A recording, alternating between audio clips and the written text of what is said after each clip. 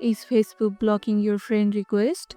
Here's why it's happening and how to fix it properly.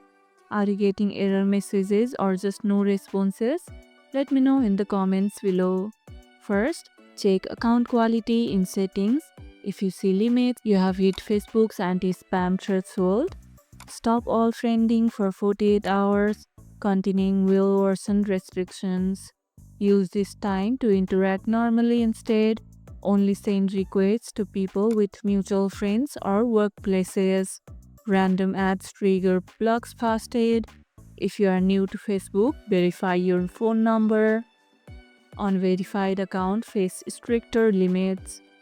Build organic connection first, like, comment on post before sending request. Back to normal.